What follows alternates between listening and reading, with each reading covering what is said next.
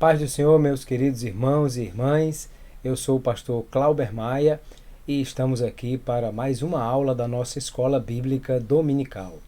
E nós estamos estudando nesse trimestre o tema sobre relacionamentos em família e hoje nós vamos estudar a lição de número 8, cujo título é A Importância da Paternidade na Vida dos Filhos. E nós vamos ver o papel do pai como gestor, como orientador, como mentor dos seus filhos. Vamos ver a importância da presença do pai, de um pai que é presente não apenas fisicamente, mas também que influencia a vida dos seus filhos e que cuida deles. E vamos ver o exemplo bíblico de dois pais que foram homens de Deus, usados por Deus para fazer a sua obra, mas que tiveram grandes dificuldades com relação à criação dos seus filhos, em virtude exatamente de não atentarem para essas coisas importantes. O nosso texto áureo encontra-se em Efésios capítulo 6, o versículo 4, que diz: E vós, pais, não provoqueis a ira a vossos filhos, mas criai-os na doutrina e admoestação do Senhor. E a verdade prática da lição diz que quando o padrão divino para a criação de filhos é negligenciado, as consequências são terríveis para a família. Nós vamos fazer leitura bíblica em classe, que encontra-se no primeiro livro de Samuel, capítulo 2, os versículos 12 ao 17 e o versículo 22, e também no capítulo 8, do versículo 1 ao versículo 3. Diz assim o texto, 1 Samuel 2,12: Eram, porém, os filhos de Eli, filhos de Belial, e não conheciam o Senhor, porquanto o costume daqueles sacerdotes com o povo era que, oferecendo alguém algum sacrifício, vinha o moço do sacerdote, estando-se cozendo a carne, com um garfo de 3 dentes em sua mão, e dava com ele na caldeira, ou na panela, ou no caldeirão, ou na marmita, e tudo quanto o garfo tirava, o sacerdote tomava para si. Assim faziam a todo o Israel que ia ali a Siló. Também antes de queimarem a gordura, vinha o moço do sacerdote e dizia ao homem que sacrificava: Dá essa carne para assar o sacerdote, porque não tomará de ti carne cozida, senão crua. E dizendo-lhe o homem: Queime primeiro a gordura de hoje, depois toma para ti quanto desejar a tua alma. Então ele lhe dizia: Não, agora a hás de dar, e se não, por força a tomarei. Era, pois, muito grande o pecado desses jovens perante o Senhor, porquanto os homens desprezavam a oferta do Senhor. O versículo 22. Era, porém, Eli já muito velho, e ouvia tudo quanto seus filhos faziam a todo Israel, e de como se deitavam com as mulheres que em bandos se ajuntavam à porta da tenda da congregação. Ainda primeiro livro de Samuel, capítulo 8, os versículos de 1 a 3, que diz: E sucedeu que, tendo Samuel envelhecido, constituiu a seus filhos por juízes sobre Israel. E era o nome do seu filho primogênito Joel, e o nome do seu segundo Abias, e foram juízes em Berseba. Porém seus filhos não andaram pelos caminhos dele, antes se inclinaram à avareza, e tomaram presentes, e perverteram o juízo. Perceba que aqui nós estamos tomando como exemplo bíblico, ou como pano de fundo para as nossas observações do que diz respeito a essa questão da importância da paternidade na vida dos filhos, a história de dois homens de Deus e o seu relacionamento com seus filhos. O primeiro deles é o sacerdote Eli, e vamos lembrar que nós estamos falando da época dos juízes, a época em que não havia ainda o templo construído depois por Salomão, mas havia o tabernáculo ou o santuário em Siló. E era ali que o sacerdote atuava. Eli era o sumo sacerdote e Ofni e Finéias, seus filhos, eram sacerdotes também com ele. E como nós observamos na lei de Moisés, os sacerdotes eles viviam daquilo que era trazido para sacrificar ao Senhor. Porque todos os dias nós temos gente trazendo sacrifícios, e os sacrifícios, quando era oferta pela culpa, oferta pelo pecado, eles não eram queimados completamente.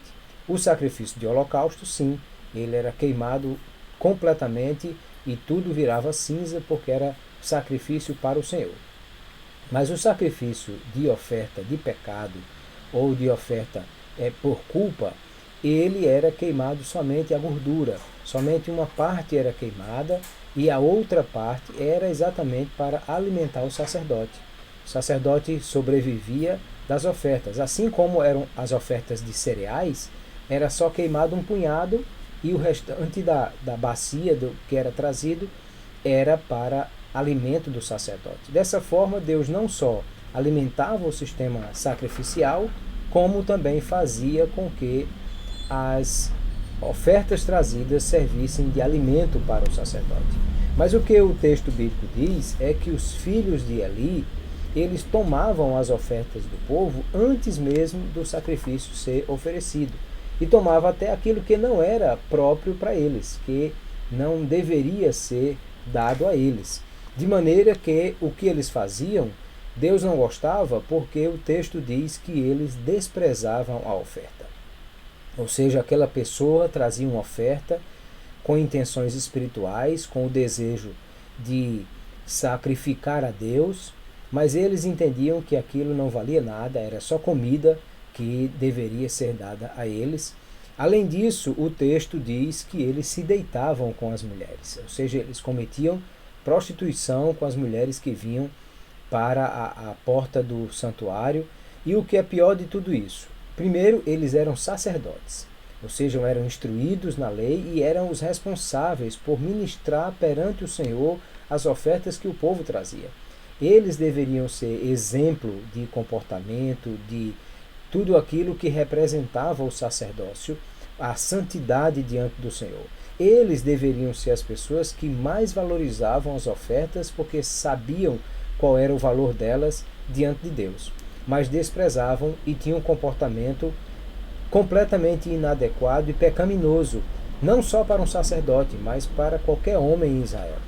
Acontece que o seu pai, Eli, que era o sumo sacerdote, sabia disso. E o versículo 22 que nós lemos diz que ele já era idoso, mas sabia do comportamento dos filhos. E a continuidade do texto diz que ele falava com os filhos, mas quando nós vamos observar, vamos ver que é algo completamente passivo. Ele chegava e dizia: olha, meus filhos, as pessoas estão falando tão mal de vocês, mas isso é tão ruim, não era bom que as pessoas falassem assim, vocês estão fazendo coisas que as pessoas estão falando e isso não é legal. Veja, isso nem de longe parece uma repreensão, nem um pai falando com o filho a respeito de coisas que eles estão fazendo de forma errada. Parece apenas um lamento de um velho, como quem dizendo: mas seria tão bom se não fosse desse jeito, e somente isso. Mas aí no capítulo 2, nós vamos ler a história de um profeta que veio à casa de Eli. E Deus enviou aquele profeta e Deus disse a Eli que os filhos deles faziam coisas terríveis e ele não os repreendeu. Que eles se comportavam de maneira errada e não tinham uma repreensão, uma disciplina do seu pai. E quando Eli fazia isso, disse Deus: você honra mais os seus filhos do que a mim. E por causa disso, Deus disse: primeiro, não haverá velho na sua casa. Toda a sua descendência vai morrer jovem. E ao mesmo tempo, eu vou cortar o braço do teu sacerdócio. De fato, no capítulo 4, a Bíblia mostra a batalha de Israel contra os filisteus, na qual Ofni e Finéias foram mortos e morreram jovens, deixando ainda as suas esposas jovens, viúvas, uma delas inclusive em trabalho de parto, e o menino nasceu naquele momento que a notícia chegou que a batalha foi perdida, a arca do Senhor foi tomada e os sacerdotes filhos de Eli foram mortos, de maneira que ali também Eli caiu da cadeira e morreu. A nora teve um parto apressado, prematuro, e o menino veio a nascer naquele momento tão difícil. E Deus fez cumprir aquilo que estava dizendo contra a casa de Eli, porque lá na frente, quando Davi assume o trono, nós temos dois sacerdotes: Abiatar, que é da linhagem de Eli, portanto da linhagem de Itamar, e Zadok, que é da linhagem de Eleazar. E quando Davi vai passar o trono para Salomão. Primeiro livro dos Reis, capítulo 1, verso 27, ele disse que Salomão afastasse Abiatar do sacerdócio para que não fosse mais sacerdote. E, de fato, Salomão faz, e quando isso acontece, o texto bíblico diz que isso aconteceu para que se cumprisse a palavra que Deus disse a Eli, que cortaria o braço do seu sacerdócio. O que eu quero chamar a atenção aqui é exatamente que isso é uma fala muito forte de Deus. Deus está dizendo que não haveria continuidade da linhagem sacerdotal daquele homem. E Deus fez cumprir isso de fato.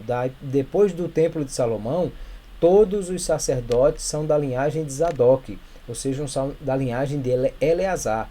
Vamos só lembrar que Arão, cuja família seria a família sacerdotal, tinha 4 filhos: Nadab, Abiú, Eleazar e Itamar. No dia da inauguração do tabernáculo, morreram Nadab e Abiú, e diz o texto bíblico, sem deixar filhos. Então toda a linhagem sacerdotal a partir daí veio de Eleazar e de Itamar. Um dos filhos de Eleazar, também chamado Finéias, ele agiu de forma violenta, matando um homem que se deitou com uma mulher estrangeira no arraial. E Deus disse que ele agiu com zelo, ele agiu com um zelo pelo Senhor. E então, por causa do seu zelo, não faltaria um descendente a Eleazar na linhagem sacerdotal. Diferente disso, acontece com Eli, que Deus disse por causa do comportamento dos seus filhos e por causa do comportamento do pai em não repreender os filhos, então ele cortaria o braço do seu sacerdócio. É o que nós vamos ver, como disse, quando Salomão afasta Abiatar e deixa somente Zadok como o sacerdote, conservando a linhagem de Eleazar, de onde Zadok vinha, e eliminando a linhagem de Itamar, de onde veio Abiatar e veio Eli e os seus filhos. Veja que coisa terrível, que consequência terrível trouxe para aquela família o comportamento dos filhos, mas acima de tudo, a omissão do pai, a falta de cuidado do pai em orientar, em ensinar, em estabelecer limites para os seus filhos e cobrar que eles possam cumprir com esses limites. E caso não cumpra com os limites, que então sejam disciplinados. É essa a recomendação bíblica para nós. A Bíblia mostra claramente que nós devemos ensinar os nossos filhos e que esse ensino passa por limites.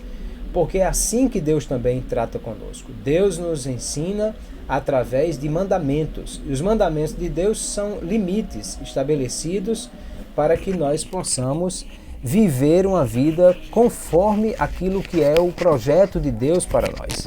Quando entendemos os mandamentos como limites, e esses limites não são para coibir, tirar a nossa liberdade. Pelo contrário, esses limites são para nos proteger do que é ruim, que está além dos limites. Ou seja, limites de Deus são cordas de amor, para nos guardar de não cairmos naquilo que é ruim, naquilo que é danoso para a nossa vida espiritual, para a nossa santidade e para o nosso caráter.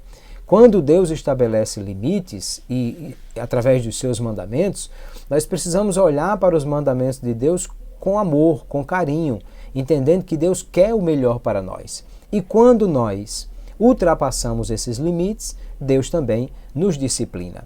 E isso faz exatamente com amor. Provérbios capítulo 13, versículo 24, diz que o pai que não corrige os seus filhos não o ama, mas quem ama apressa-se em corrigi-los, em castigá-los, em discipliná-los, porque é assim que é a vida cristã, é assim que é a orientação cristã para nós. O escritor aos Hebreus, no capítulo 12, ele traz uma recomendação muito importante para nós, dizendo que o pai que ama disciplina, assim como Deus que nos ama nos corrige. E ele disse que se nós somos filhos, nós precisamos aceitar a correção, porque quem não aceita a correção não é filho, é bastardo.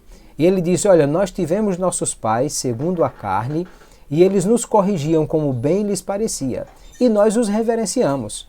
Ele disse, e será que nós não vamos nos submeter ao Pai dos Espíritos para vivermos? Porque os nossos pais nos corrigiam para o nosso bem, mas o nosso Deus nos corrige para sermos participantes da sua santidade. E aqui eu quero chamar a atenção para nós entendermos que quando estabelecemos limites e quando estabelecemos disciplina para os nossos filhos, nós também estamos agindo de modo espiritual, porque estamos ensinando aos nossos filhos não somente para a vida, para que eles entendam que o mundo não dirá sim a tudo que eles pedem, o mundo não lhes dará tudo o que eles querem, mas eles precisam aprender a lidar com os nãos, aprender a lidar com as frustrações, aprender a lidar com as negativas, aprender a lidar com as situações contrárias na vida, porque isso faz parte da vida de todos nós.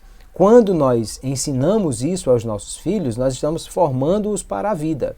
Mas muito mais do que isso, nós também estamos ensinando para um relacionamento espiritual, porque nós estamos também ensinando para eles que Deus não dirá sim a todas as suas solicitações.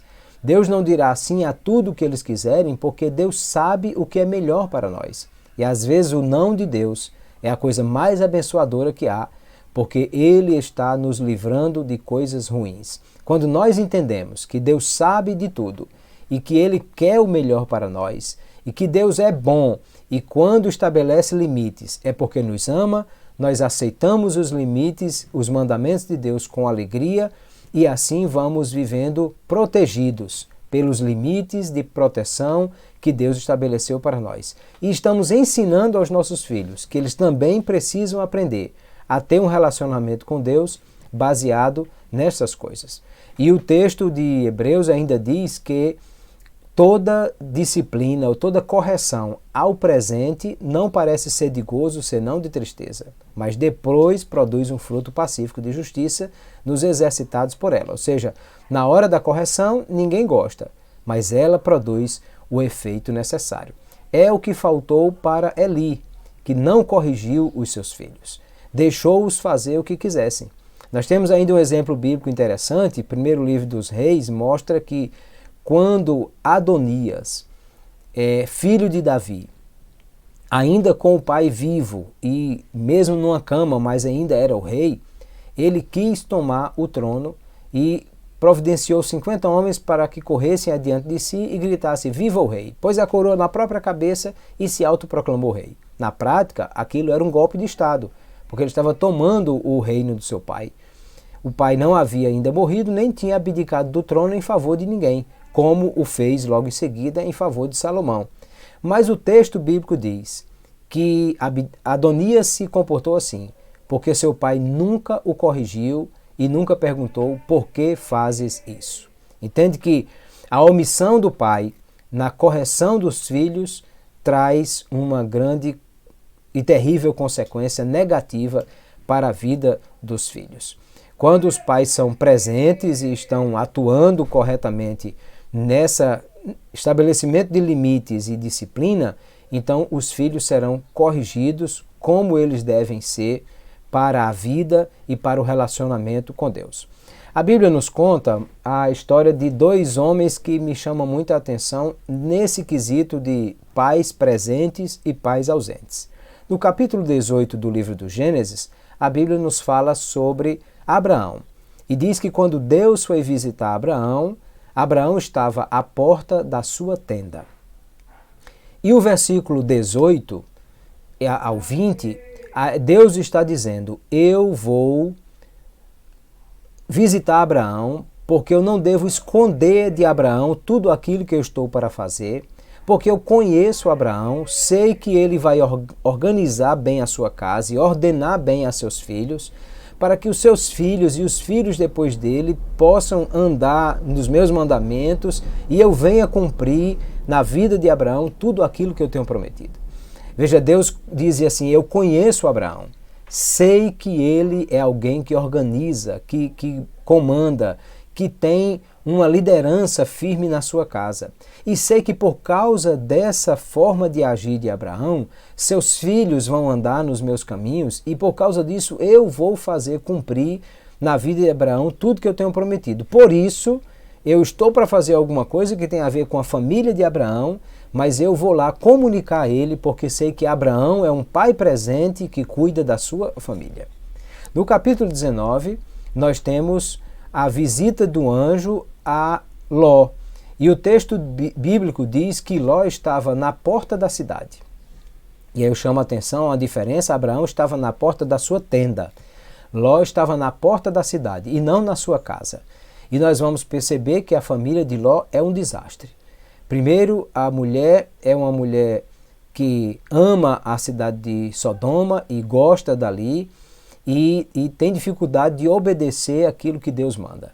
As filhas, de igual forma. De maneira que o anjo chega e é recebido na casa de Ló. Homens da cidade querem deitar-se com ele e Ló oferece as duas filhas. Mas ele manda que eles fujam e eles não obedecem. O anjo pega pela mão e puxa para obrigá-los a sair da cidade. Diz a eles que não olhem para trás. No meio do caminho, a primeira coisa que a mulher de Ló faz é olhar para trás e foi convertida em uma coluna de sal. E Ló pede a Deus para ir para um lugar aonde Deus não tinha dito que era para ir e Deus concede. E chegando lá, as duas filhas têm uma brilhante ideia. Embriagam o pai e deitam-se com ele, uma na noite, outra na noite seguinte, e as duas ficam grávidas do próprio pai. E aí nós percebemos que desastre é a família de Ló e que coisa terrível elas são capazes de fazer, porque certamente não tinham o exemplo de um pai presente que corrigia, que disciplinava, que lhes ensinava, diferente de Abraão, que era um pai presente, que estava na vida dos seus filhos, fazendo com que eles seguissem o caminho do Senhor.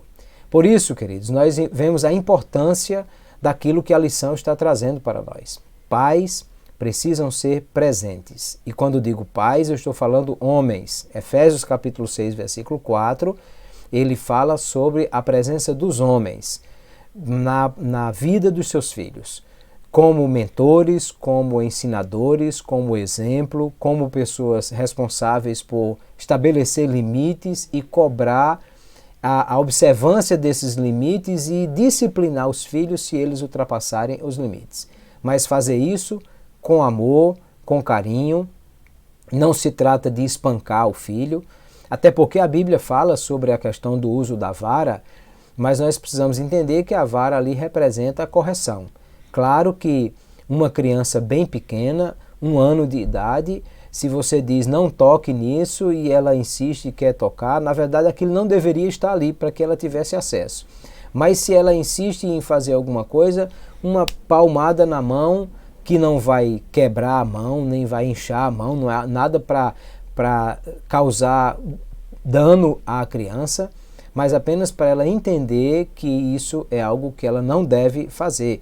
E por quê? Porque sendo uma criança bem pequena, é claro que ela não consegue compreender. Se ela vai querer botar a mão na tomada, claro que o pai deveria isolar a tomada, fechar a tomada, para que o filho não tivesse acesso, porque isso é um risco. Mas se ela insiste em fazer aquilo ali, a palmadinha é para dizer que não, ela não deve fazer. Porque se você tentar explicar, olha, porque aqui é energia elétrica, a companhia elétrica, e vem da energia que é produzida na usina hidrelétrica ou na eólica, nada disso ela vai compreender.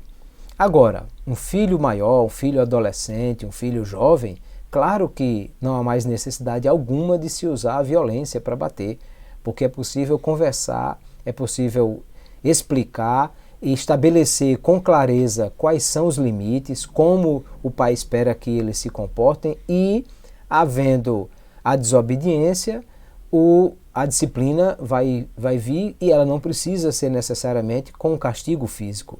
Pode tirar alguma coisa que ele gosta ou impedir de fazer algo que ele gostaria de fazer para entender que há uma disciplina que ele está sendo submetido a ela porque ultrapassou os limites. Nós, pais, somos responsáveis por ensinar aos nossos filhos essas coisas e acompanhar o crescimento deles, oferecendo o apoio, o acolhimento, sendo presente em todos os momentos. É claro que a vida corrida que nós levamos dos tempos modernos exige de nós estarmos em muitos lugares e fazendo muitas atividades, no trabalho, na igreja, nos estudos, mas nós precisamos ter tempo de qualidade. Investir um momento para estar com a nossa família. Não só nos momentos de lazer, que são muito necessários e importantes, mas também naqueles momentos que nós podemos conversar e falar das coisas de Deus e da vida e imprimir princípios e valores que vão ser importantes para a formação do caráter dos nossos filhos. Deuteronômio capítulo 6, ele diz que os pais devem ensinar aos seus filhos, deitando, levantando, andando pelo caminho, assentado em sua casa, ou seja, usando os momentos que estão em casa, se no momento da refeição, enquanto leva para a escola, enquanto vai buscar na escola, enquanto está a caminho da igreja, ou em momentos de lazer, para estar presentes, para ensinar e para corrigir os seus filhos quando necessários. E eles vão agradecer lá na frente isso, porque serão pessoas que terão um caráter formado e verão não só o exemplo do seu pai, mas também a formação de um pai presente que lhes ensinou e que lhes deu o carinho, o amor e o cuidado e proteção que isso representa. Assim também eles entenderão que Deus nos ama e quando Deus nos corrige é para o nosso bem, como diz o escritor aos Hebreus, para sermos participantes da sua santidade. De maneira que isso vai nos trazer uma condição de entendermos melhor todas as questões relacionadas à paternidade, à importância da paternidade e à presença dos pais na vida dos seus filhos. Que Deus abençoe você, que Deus abençoe a sua casa, que Deus abençoe a sua família e que você, sendo pai, corrija, oriente e cuide, esteja presente na vida dos seus filhos, entendendo que formar filhos é a principal tarefa que Deus nos deu. É claro que precisamos cuidar da nossa carreira profissional, cuidar da nossa vocação, cuidar dos nossos estudos, mas formar filhos é a coisa mais importante que Deus nos deu e é o maior legado que nós podemos deixar. Deus o abençoe, que Deus o ajude. E se você é mãe, ajude o seu esposo a também fazer isso e cuidar bem dos seus filhos. Se você é filho, aceite a correção do seu pai, porque ele faz isso com amor, para que você possa ser uma pessoa formada nos princípios e valores e possa crescer como um homem e uma mulher de Deus que foi bem orientada pelo seu pai. Eu peço que se você ainda não é inscrito no nosso canal, se inscreva, marque o sininho para receber as notificações e peço também que você nos ajude a divulgarmos essas lições e que você compartilhe esse vídeo, manda no grupo do seu WhatsApp, da família, dos amigos, compartilhe com mais alguém, curta para dizer que você gosta desse conteúdo, para que o YouTube possa oferecê-lo a mais pessoas. Dessa maneira você também estará nos ajudando a divulgar o nosso canal, a divulgar o trabalho da nossa igreja e a divulgar as nossas aulas aqui no domingo da Escola Bíblica Dominical. Deus abençoe a você, Deus abençoe a todos, fiquem todos na paz do Senhor.